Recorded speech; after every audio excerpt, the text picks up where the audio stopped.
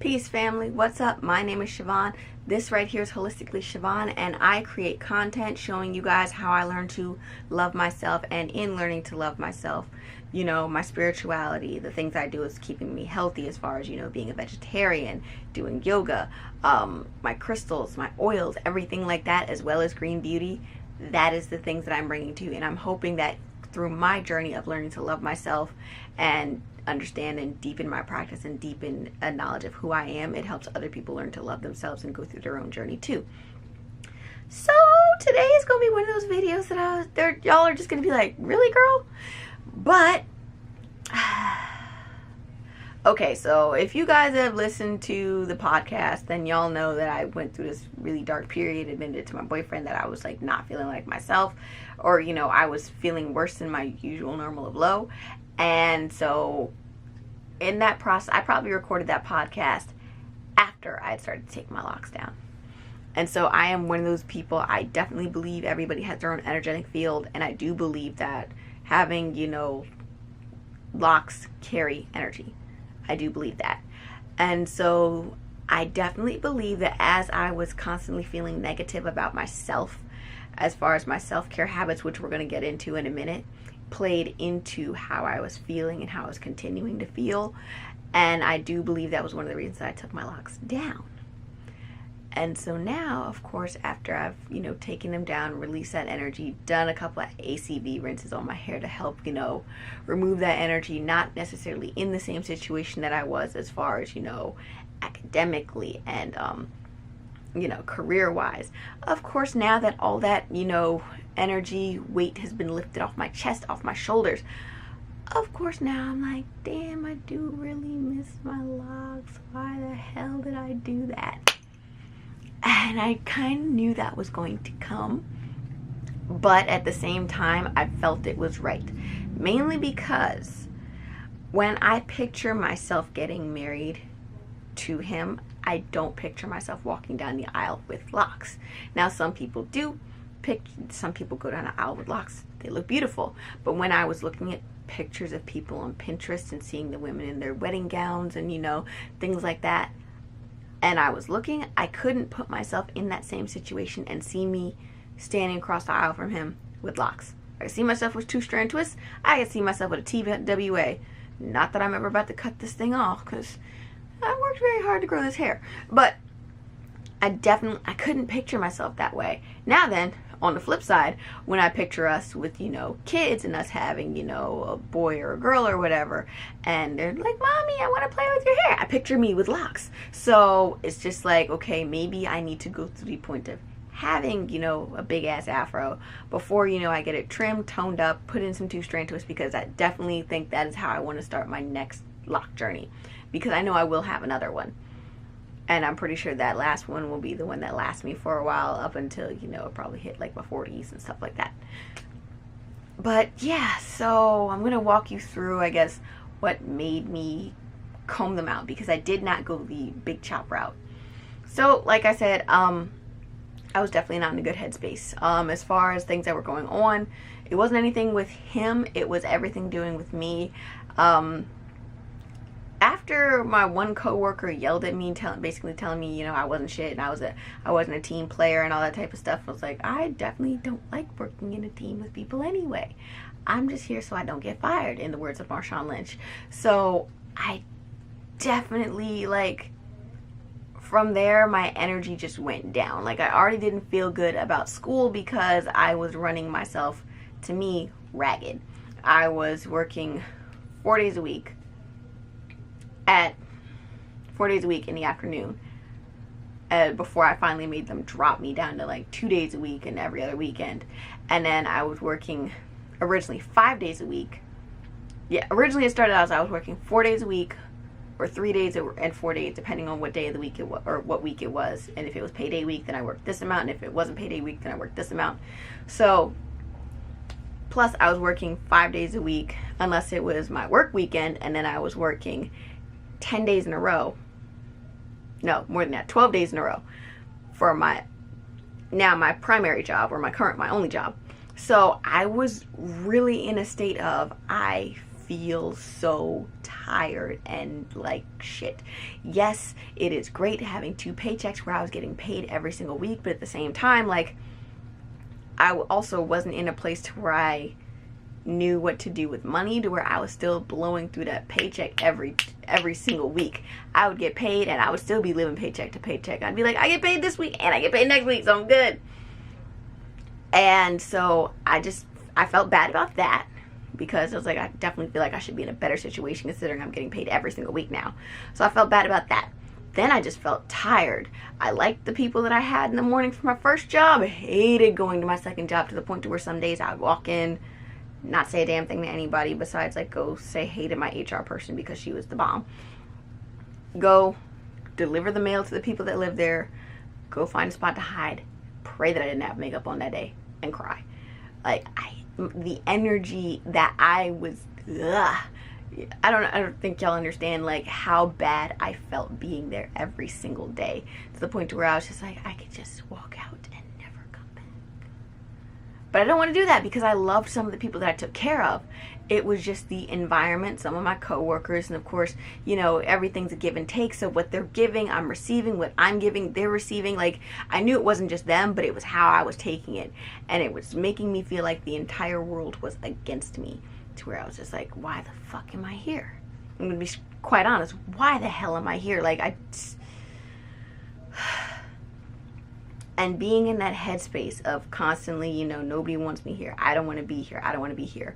Made my self-care suffer to an extreme that I don't think I've ever had before, besides like my first, you know, real breakup back in high school. So when I say like I probably brushed my teeth once a week, and that's me guessing. I probably took a full shower, and I mean not just, you know, like a sponge bath at the sink in the morning, because I did that. And even then, I did that probably every 2 to 3 days, and I knew I would, you know, wash my armpits every single day, but that was like the only constant, because natural deodorant definitely does not last until the next day most of the time. But so I could definitely say I took a full shower probably once every 7 to 8 days, and I know my boyfriend's a freaking saint because he didn't say it. He knew something was wrong, but he's one of those people that he's not sure how to approach what is wrong. So he just kind of waits until I say something, and then he'll do what he can. He's gotten better to where he knows I'm upset now. It's not like I'm just, you know, upset and I know I'm upset, but I want him to notice I'm upset and he just doesn't. No, now he's noticing when I'm upset, and he tries to, you know, be more active about it. But yeah, he's a saint for dealing with that shit, because I knew I was funky. And yeah, I definitely, again, when you don't get in the shower, besides once every, you know, 7 to 10 days, you don't wash your hair. And so I've always had really sensitive skin. So it was a couple of times where I was like breaking out in hives just because my skin was so dead. My skin couldn't breathe. And so from there, because I wasn't getting in the shower, I wasn't washing my hair. My hair might get a quick spray every now and then, but I knew my hair was dry. My hair could probably have, I wouldn't say broken off at any minute, but I knew my hair was dry to the point to where spraying it, you know, with water and aloe vera wasn't going to do much more. And, you know, because I wasn't maintaining my hair myself, I think I might have, you know, interlocked it like twice. And that was just because at one point I wasn't financially able to get up to there. But then I think I did go, and again, when you're working, you know, you get off from one job at 2 o'clock in the afternoon, you have to be at the other job at 3. You don't have a whole lot of time to try to make it up about 45 minutes up the road in order for you to actually get your locks retwisted, you know, by your loctician. So that was the thing too. I think the last time I had my locks retwisted might have been in February. And no, take that back, January, because I started taking them down in March. And that was just because I was feeling so shitty. I was like, you know, I love having locks, but I don't feel, the journey wasn't right this time either. And I think it was because of how I was at that point in time. If I'd have been, you know, happy peppy, if I'd have loved both jobs, if I would have been where I wanted to in school, and I was able to take care of myself the way that I wanted to, I would still have them. I will say that. And like I said, I will lock my hair again. I'm pretty sure that again, when I picture myself getting married, I just want 2-strand twists. I don't want to have like not finger twisted. I don't want flat twists on one side that lead into 2-strand twists. I just want 2-strand twists. And that's how I'll start my next lock journey. But yeah, it's definitely like, because I wasn't taking care of myself at all, or, you know, like not even the bare minimum, like the lowest level of minimum possible, is what made me unlock my hair this time. So again, like I said, I knew my hair was dry as hell too. So I conditioned the living fudge out of my hair. And I mean, like, I would wake up and my hair would be white still from the conditioner. So I would sit there. It took me a month to undo all of them. I had no idea how many I had anyway. But so I would sit down, slowly comb one out. And I think the whole combing them out thing too was really good for me versus just cutting them off, because I felt like as I went through each, you know, bundle and tangle and undid the lock, I released that energy. So again, benefits. I could have just tried to do, you know, like sea salt and ACV in my hair. I prefer the way that I went, because I kind of I go through a love-hate relationship with my hair, to where I want to do my hair and then I don't. And I'm definitely at a point to where I'm just like, if it takes me an hour and a half to do a wash and go, like, I really don't want to keep doing my hair. But again, like I said, I don't want to start locks again before that next step in my life with him.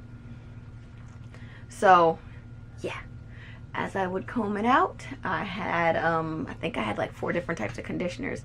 I had the Giovanni conditioner. I had this Acura conditioner, which didn't do a dang thing, and I didn't like how it smelled either. It had like one of those weird like almond smells. Like, ugh. I don't like the scent of almond. Let's see. Then I had the TGIN regular conditioner and the TGIN mask. And it was a TGIN product, or Tiggin, as my family likes to say, that really helped me comb my locks out. To the point to where I use that entire jar, or that little tub of deep conditioner. It's done. I think like when I first went to like completely wash my hair after I finally took all of them down, that is when I used like the last bit of conditioner.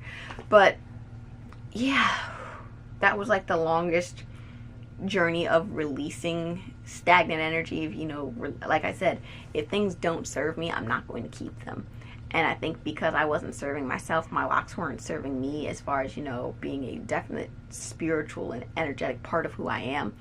And so they suffered, I suffered, and they had to go. And of course now I miss them, and I'm watching all these different videos of, you know, Keisha Dinkra and Zuzu Natural. Their locks are beautiful. I believe it looks like Zuzu Naturals are sister locks, and I believe Keisha Dinkra's are more traditional locks.